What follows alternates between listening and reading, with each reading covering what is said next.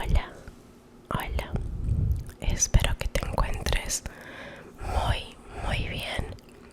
Por si no me conoces, mi nombre es Nana Whispers y bienvenidos a mi canal. El día de hoy estaré leyéndote historias paranormales reales, hasta que te duermas. No olvides suscribirte, activar la campanita de notificaciones y seguirme en mis redes sociales que te las dejo por ahí. Bueno, vamos a comenzar. Bueno, la primera historia se titula Alguien está conmigo.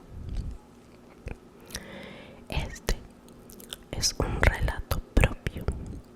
Actualmente tengo 21 años y soy originaria del estado de Chiapas. Todo comenzó a manifestarse cuando tenía 17 años. Faltaban 2 meses para que cumpliera los 18. Un día iba a un concierto junto con una amiga, por lo tanto, ella estaba en mi casa para arreglarnos juntas. Estábamos solas y esa tarde llovía mucho. No habíamos ido a la escuela porque teníamos que viajar al lugar donde sería la presentación. En un momento yo estaba sentada en el sofá de mi casa y a unos metros estaba mi compañera usando la computadora. Comencé a sentir esa sensación extraña de que alguien estaba con nosotras y como si nos observaran. Era un tanto incómodo, pero no tomé tanta importancia, pues solo era una horrible sensación. De pronto, algo atrajo mi atención en dirección hacia la cocina y al voltear vi una espeluznante sombra moverse. Me quedé en silencio y traté de guardar la calma, aunque por dentro sentía miedo. Le di a mi amiga lo que estaba sintiendo e incluso lo que veía. Mi amiga se sorprendió y hasta me dijo: ¿tú también lo sientes? Sinceramente me desconcertó su pregunta, pero preferí no hablar del tema, pues estábamos solas y tenía miedo. Solo le dije: ya no hay que hablar de esto. Al día siguiente estábamos de regreso. Fuimos a la prepa. Era un día común por la noche. Mi amiga llegó a mi casa por unas cosas que había olvidado el día anterior. Me comentó unos horribles sucesos que había entre su familia, pues resulta que a su mamá, hermana menor, y a ella le habían estado trabajando con magia negra. Su mamá presentaba moretones muy feos en la ingle y gran parte de las piernas. Su hermana, el día anterior que nos fuimos al concierto, había despertado llorando de un dolor en la madrugada a causa de una herida en la pierna que, por cierto, no supieron cómo se la había hecho. Supieron esto porque su abuela materna trabaja con magia blanca y pudo saber quién estaba haciendo los trabajos. Era su abuela paterna quien trabajaba con la magia negra. Me dijo que su abuela le advirtió que podría llegar a afectar a las personas muy cercanas a ella. Y en ese momento éramos muy buenas amigas.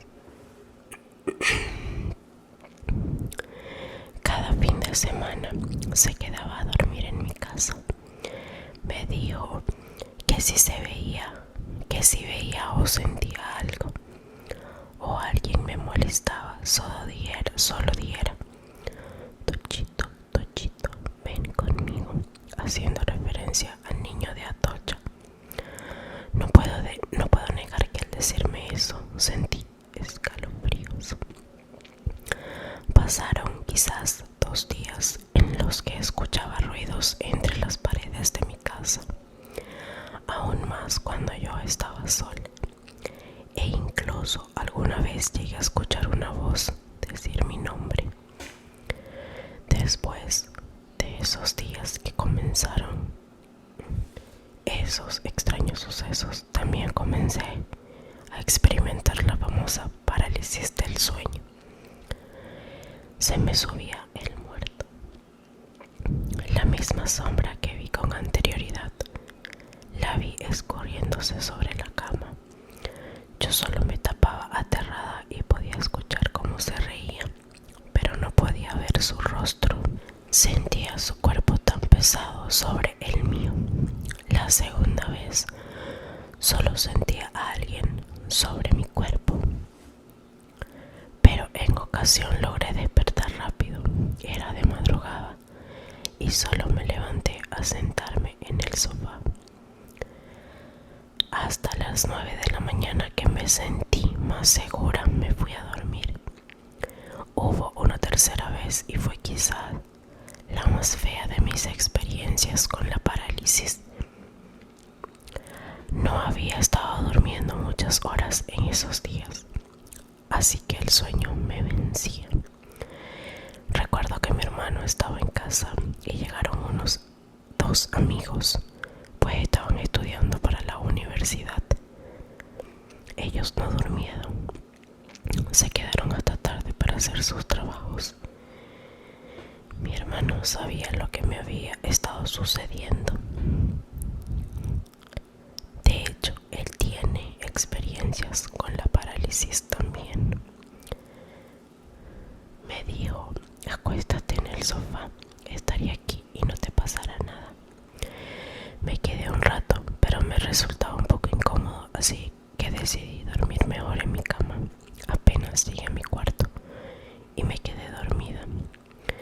No sé si fue el momento, pasaron minutos u horas, pero estaba acostada boca abajo y sentí perfectamente el momento en el que alguien pesado cayó sobre mi espalda y comenzó a forzar mi brasier para quitármelo. Muy desesperadamente. Mi cuerpo estaba paralizado por más que intentaba despertar. No podía. Intentaba moverme y gritar por ayuda.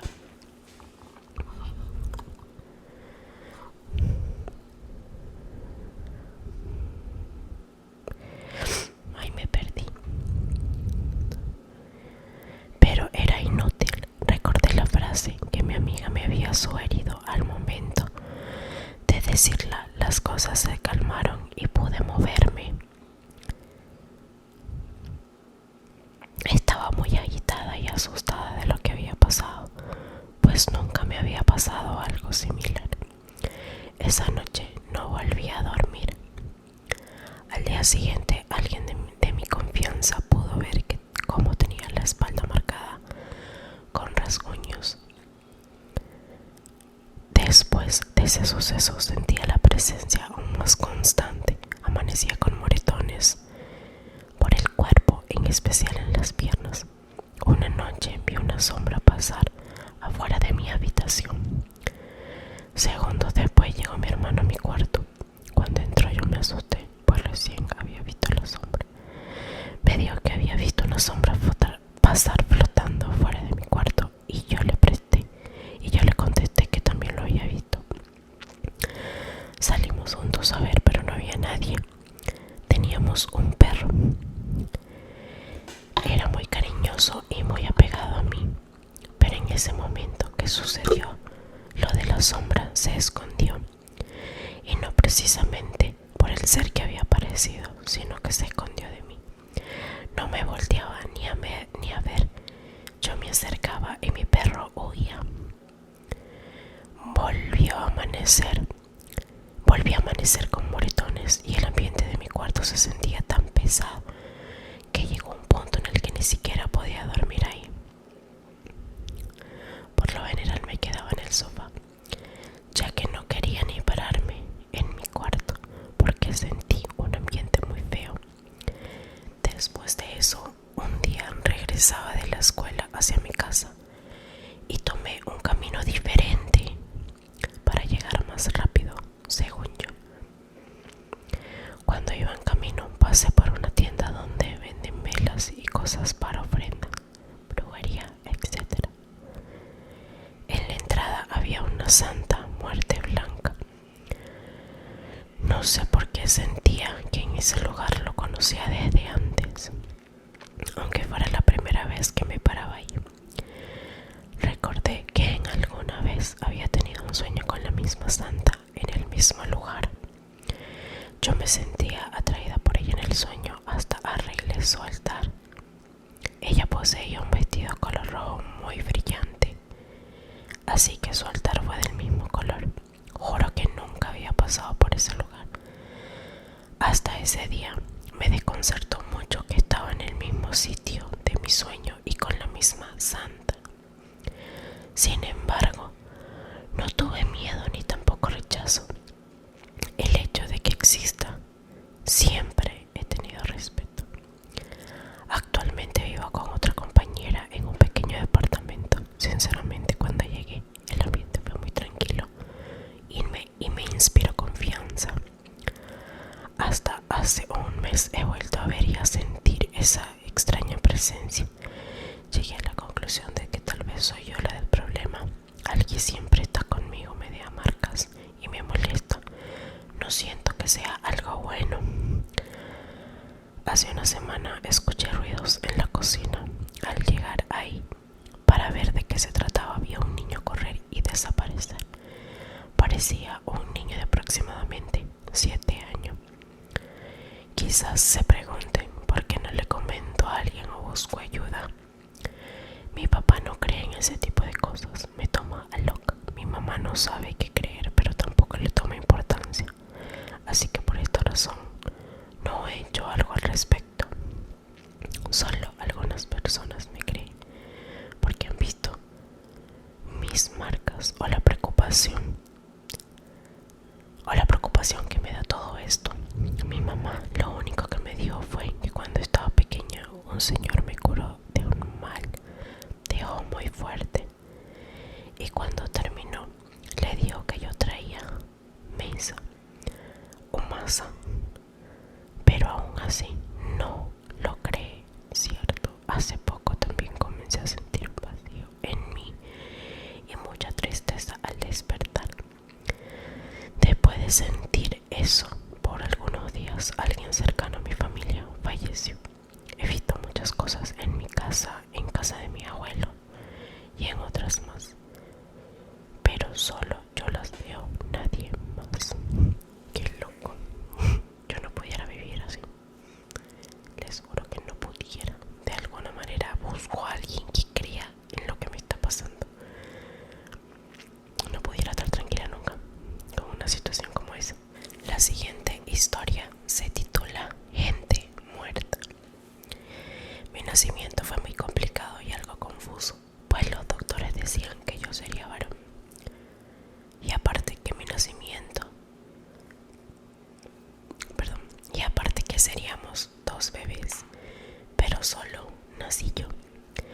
Mi madre me dice que faltando unos meses antes de que naciera, en la casa de su suegra en donde vivía, comenzaron a pasar sucesos extraños. En varias ocasiones afuera de la casa se acercaba un perro negro y en otras ocasiones algún tipo de ave volando sobre el techo de la casa. A mi edad de 7 años jugaba con un niño imaginario. Al menos eso pensaban mis padres. Dicen que en varias ocasiones hablaba sola y pedía agua para mi amigo. Ellos imaginaban que como todo niño desaparecería y me olvidaría de eso. Una vez, estando sola en mi casa, me sucedió mi primer encuentro paranormal. Esa tarde me encontraba escuchando música con mis audífonos y de la nada el sonido comenzó a cambiar, distorsionándose. No presté mucha atención, pues creía en el momento que era normal o que la canción estaba mal. Pero mientras estaba acostada en la cama de mi cuarto viendo hacia la puerta, algo atrajo mi atención como si alguien me estuviera observando. Presté un poco de atención cuando de pronto vi que alguien pasó de un lado a otro caminando. Era como una nube oscura en forma de cuerpo. Fue tanta mi impresión que el miedo comenzó a apoderarse de mí. Inmediatamente me levanté de la cama, viendo hacia la puerta y sentí un aire muy frío.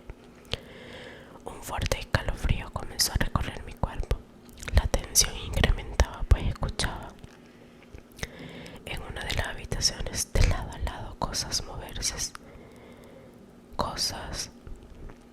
moverse y yo seguía sin poder reaccionar o sin saber qué hacer hasta que se dejó de escuchar. Salí de mi cuarto y no estaba segura de decirle a mis padres, así que no les dije nada en ese momento. Desde ahí todo cambió. Comenzaron a suceder cosas aún más extrañas. Un tío estaba de visita en la casa.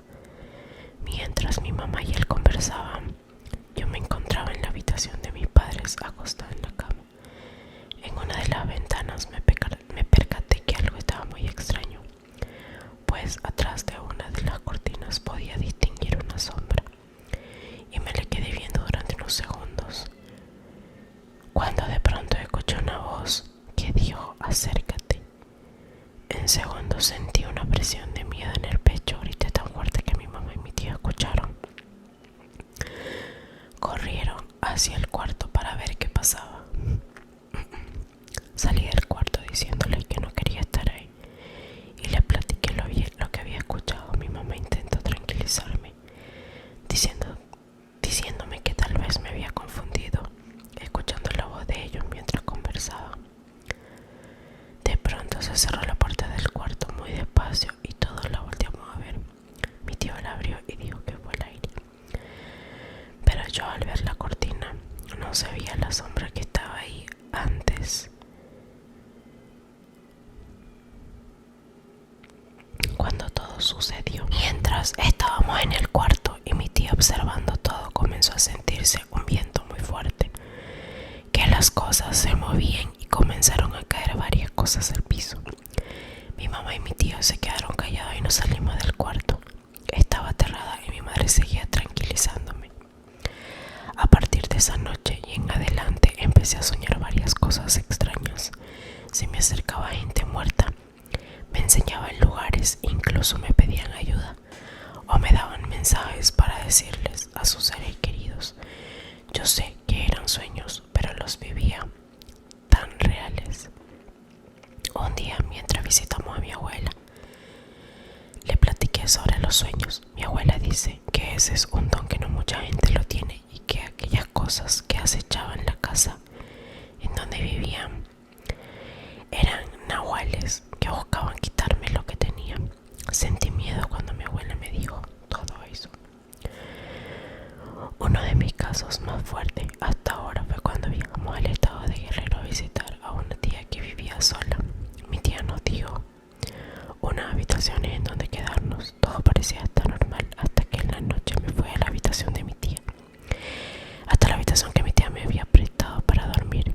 Al tocar la manilla de la puerta para abrirla, me daba una descarga o esto que llaman toques. Cuando estaba lista para dormir, me acosté y apagué todo. En la oscura habitación había un punto de luz emitido por uno de los conectores. Estaba muy oscuro, pero aún así me dispuse a dormir. Recuerdo que comencé a sentir el ambiente muy extraño y con él una pesadez en todo mi cuerpo. Noté que aquella pequeña luz se iba alejando cada vez más y más. Me sentía desorientada. De pronto comencé a sentir varias manos sobre mi cuerpo que me apretaban, lastimándome los pies, las muñecas pasos y voces que decían: quiero luz, quiero agua, quiero luz, ayúdanos. La habitación oscureció más y vi 3 siluetas, 2 niños y un adulto. Yo sabía quiénes eran, pero en ese momento todo oscureció y al abrir mis ojos era de día. Había sido un sueño, pero lo había vivido tan real. Al ver mi cuerpo encontré varios moretones. Esa mañana mis padres y mi tía estaban en la cocina y comencé a platicarles. Mi tía comenzó a sollozar, pues la gente muerta que había visto eran sus 2 hijos y su esposo que habían fallecido hace tiempo. Ella se olvidó de ellos varios años y dejó de ponerle velas y agua. Qué loco todo eso. Les juro que me daría muchísimo miedo yo le doy gracias a Dios que nada de esas cosas me pasan, porque no pudiera con nada de eso. No pudiera. Bueno, vamos con la última historia, que se titula El laberinto infernal. El laberinto infernal. Ya han pasado 10 años de aquel suceso, pero lo recuerdo claramente, pues es la experiencia más aterradora que he vivido. Era mi último año en la facultad de comunicación y todo era perfecto. Fotografía y edición era mi materia favorita. Y aunque demandaba mucho de mi tiempo, me encantaba estar viviendo mi sueño de niño, ser reportero. Los proyectos finales se acercaban y uno de los que más me emocionaba era el de esa materia, pues debíamos poner en práctica todo lo que habíamos aprendido durante el semestre. Sinceramente era muy bueno en eso, siempre tenía las mejores notas, pero esta vez no sabía sobre qué hacer en mi proyecto. El proyecto era en equipos y teníamos que hacer un documental en video acerca de algún tema interesante y principalmente captar la esencia de algún lugar que debía tener mucha historia que contar. Mis amigos y yo habíamos pensado en un ex museo.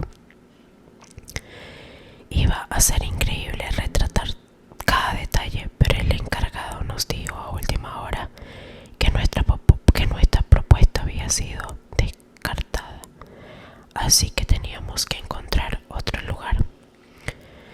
Al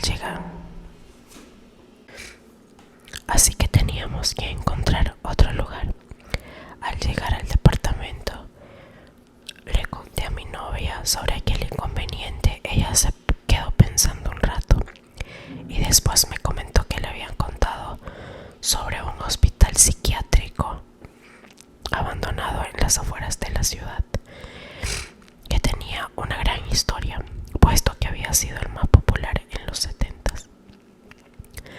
A ella le encantaban las historias de terror y por eso sabía demasiado acerca de eso.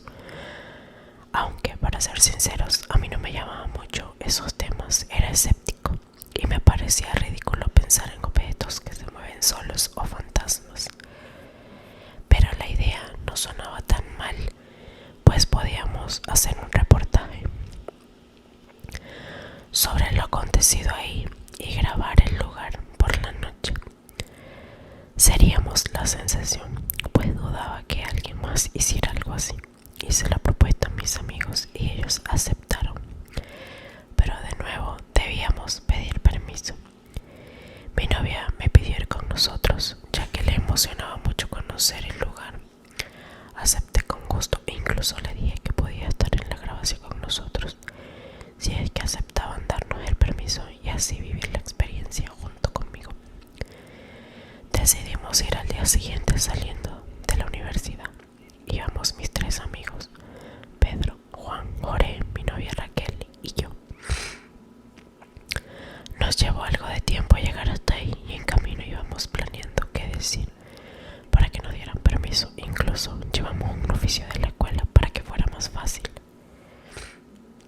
Después de una larga hora de camino llegamos y la verdad nos sorprendimos cuando vimos lo grande que era el lugar. Yo no creía en nada de vibras, pero si pudiera describir las vibras de ese lugar, diría que era pesada y aterradora.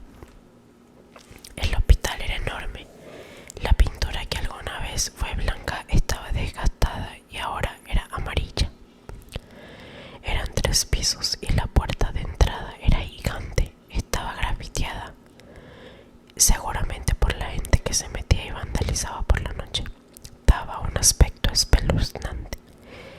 El guarda nos recibió con desconfianza, pero después de contarle el proyecto, se portó muy amable. Aceptó que entráramos y grabemos siempre y cuando no hiciéramos ningún daño a la propiedad.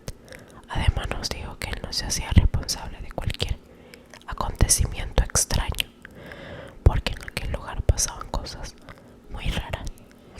Nos empezó a dar un recorrido y nos contó acerca del lugar. Cuando entramos a la planta baja pude sentir como la piel se me ponía chinita, pues había una vibra muy pesada y aunque era de día se veía muy oscuro dentro, demasiado tétrico incluso para mí. Las paredes estaban pintadas de blanco, pero se notaban manchas de lo que parecía ser sangre. La recepción tenía una computadora y un teléfono muy viejo, todos llenos de polvo, así como papeles, lo que parecían ser expedientes, y un libro de visitas aún abierto con la fecha de 7 de septiembre de 1966. Nos llevó a los cuartos. En ellos solo había una cama individual y una pequeña mesita de noche al lado. La pintura de estos era diferente, estaban pintados de un verde opaco y triste. Estaban llenas de rayones por todos lados, dibujos extraños, y algunos tenían grafitis recientes. Después, mientras subíamos las escaleras, nos contó que ese hospital había sido clausurado en 1970, ya que se practicaban lobotomías y experimentos aterradores a muchos de los pacientes, que definitivamente nunca saldrían, pues quedaban mucho peor o muertos. Experimentaban a través de electrochoques, de encierros con los miedos más grandes de los enfermos. Los dejaban sin comer, sin agua o sin dormir por días e incluso semanas, con picaduras de insectos a los que algunos eran alérgicos y con operaciones a nivel quirúrgico del cerebro. Cuando llegamos al segundo piso, la tensión comenzó a crecer. En el aire se respiraba terror y desesperación. Aunque nadie dijo nada, estoy seguro de que todos lo sentimos. En esa planta había 4, como los de abajo, muchísimo más de hecho. También estaban las duchas, los baños, que aún estaban sucios, y alrededor de 10 consultorios con camillas metálicas, medicamentos e instrumentos quirúrgicos. En estos lugares habían fotos de los médicos como científicos colgados en las paredes. Podemos notar que la foto de un médico en particular se repetía en varias ocasiones. Cuando le preguntamos al guardia, nos dijo que aquel hombre había sido el director del lugar y que era quien practicaba los experimentos y las operaciones. En este tipo de hospitales no hay muchas ventanas. Nos explicó que podía darse el caso de suicidios. Solo existían 2 muy grandes, y nos contó que todas las noches las cerraba y amanecían abiertas. Al finalizar nos dijo que el recorrido lo podíamos hacer al día siguiente. Podíamos grabar, ya que era su noche libre y nadie lo molestaría. Además nos iba a prestar unas colchonetas por si queríamos dormir, y listo. Teníamos lo que podía ser el mejor reportaje de la carrera. Una experiencia increíble y aterradora. De regreso todos estábamos muy emocionados. Nos organizamos con lo que llevaríamos: cámaras que instalaríamos en el lugar, micrófonos y por supuesto comida. Al día siguiente Raquel me ayudaba a preparar lo necesario. Se nos había hecho algo tarde, pues habíamos ido al cine y a comer algo, así que íbamos con prisa. Mis amigos llegaron por nosotros y nos fuimos. Íbamos muy felices porque ese sería el pase a no ser el servicio social y a buenas notas en nuestra materia favorita. Llegamos y el velador ya nos estaba esperando. Eran las 11 de la noche. Nos recibió con gusto y se puso contento cuando le dimos la comida que le habíamos comprado. Nos acompañó acompañó a instalar las cámaras y no voy a negar que todo se veía muchísimo más aterrador de noche. Por un momento tuve el impulso de salir corriendo, pero no quise verme como un cobarde, aunque después de todo supe que ahí sentían lo mismo y me arrepiento de no haberme ido. Instalamos todo, cenamos, nos deseamos buena suerte y se fue a su casa.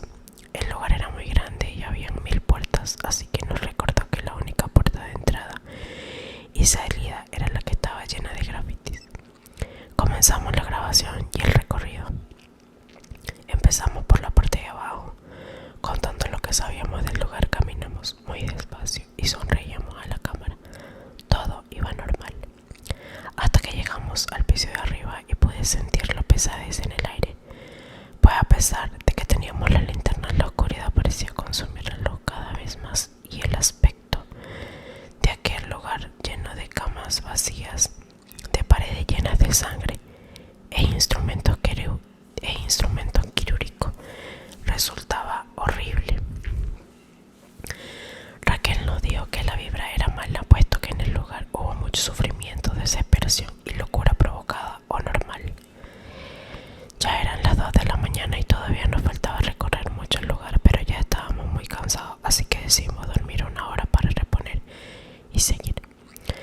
Nos acomodamos en la colchoneta y descansamos. Fue difícil, pues los ruidos provocados por los ecos nos ponían nerviosos, pero al cabo de un tiempo el despertador sonó. Nos levantamos y parecía que teníamos aún menos energía que antes. Nadie entendía por qué. Tomamos algo de agua y decidimos seguir. Llegamos al último piso.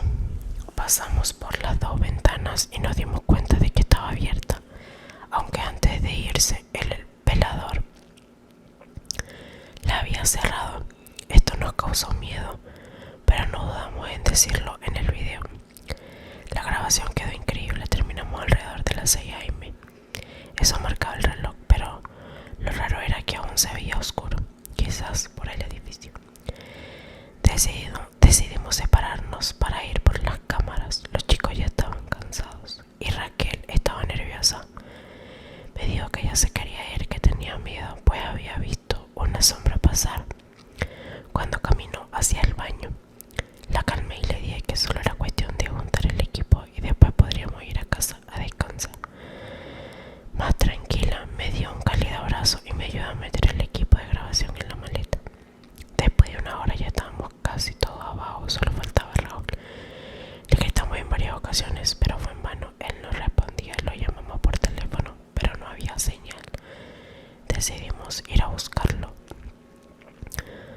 todos, ya que habíamos largado, ya queríamos largarnos e ir a dormir, pero no lo encontramos, así que revisamos las grabaciones en la computadora de la última hora y primero no encontramos nada, pero después de un rato, en el minuto 46, pudimos ver a Raúl caminando hacia una de las cámaras hasta que algo invisible lo aventó con fuerza y lo arrastró fuera de ahí. Sorprendidos y muy asustados pudimos notar cómo se nos ponían los pelos de punta. Raquel empezó a llorar, estaba aterrorizada. Traté de calmarla, alentando a todos a buscar a Raúl, pero a pesar de todos nuestros intentos no pudimos encontrarlo. Ya había pasado alrededor de 1:30 y seguía oscuro. Debían ser ya las 7:30 de la mañana. Nuestros teléfonos no tenían señal y tenían muy poca batería, y en el lugar no había luz. 2 de las lámparas aún tenían pila, pero finalmente decidimos salir a buscar ayuda, ya que parecía que el hospital se había tragado a mi amigo y ya no sabíamos qué hacer. Abrimos cuidadosamente la puerta llena de grafitis, esperando encontrar por fin algo de luz del día, pero lo que vimos no heló la sangre por completo, pues al otro lado de la puerta había otro pasillo, no la salida. Aunque habíamos jurado que esa era la puerta, era la única con esos dibujos. No podíamos creerlo, nadie más. Habían más y más pasillos, pero seguimos adelante. Pensamos que quizá el miedo y el sueño nos estaba haciendo una mala jugada, que la puerta estaría más adelante, pero no la encontramos. Al pasar por uno de los cuartos Seguimos sin hacer caso, pero algo nos hizo voltear. La silla había salido de la habitación y estaba atrás de nosotros, moviéndose lentamente. El cuerpo nos temblaba y la boca se nos abrió involuntariamente. Se sentía mucho más frío en el lugar y la luz era muy poca. Salimos corriendo de aquel pasillo hasta llegar a lo que parecía las tuberías del hospital, donde seguimos buscando a nuestro amigo, pero era inútil. Todo olía a humedad y a podrido, pero continuamos ya que pensamos que sería la única salida. Era como estar en un laberinto. Ya habían pasado horas y la salida parecía no existir. Nuestros relojes marcaban las 10 a.m., pero seguía sin amanecer. Seguimos caminando y nos alegramos al ver una puerta a unos cuantos kilómetros. Era de metal ya oxidado por los años, en donde se supone que iría un candado. No había nada, así que podíamos entrar. Al llegar a la puerta, la abrimos lentamente y con un solo ojo me asomé, pues no sabíamos que nos encontraríamos. Pedimos con todo mi corazón que fuera la salida, pero lo que vi ahí me traumó para siempre. El cuarto era grande, estaba pintado de un color azul claro, la atmósfera era triste y oscura. En medio había una cama metálica con una mujer en ella y un hombre con la cabeza agachada. Ya por el uniforme supe que era médico. Estaba sacando su cerebro poco a poco. No pude gritar, soltar un grito, y en ese momento el hombre volteó. Su cara estaba muy pálida y sus cuencas estaban vacías. De su boca salía sangre y se veía muy enojado. A pesar de eso pude reconocerlo. Era quien nos había dicho el veedor que fue el director del hospital. Corrió hacia nosotros, pero rápidamente cerramos la puerta. Avanzamos hacia el otro lado y llegamos al mismo lugar con la puerta llena de grafitis. Sin pensarlo, la abrimos nuevamente, con el temor de encontrar otro pasillo, pero esta vez sí era la salida. El sol tocaba nuestra cara y la luz iluminaba nuestros ojos. Aliviados fuimos hasta el auto, nuestros corazones latían como nunca. Después de ese horrible acontecimiento, algo cambió en nosotros, pues fue como estar en el mismo infierno. Siempre pienso en lo que hubiera pasado si al abrir la puerta siguiente sin ser la salida, y escalofríos recorren mi cuerpo. Nadie nos cree todo lo que sucedió aquella noche, pero tampoco se explican dónde está Raúl. Aún esperamos que vuelva. Aún esperamos.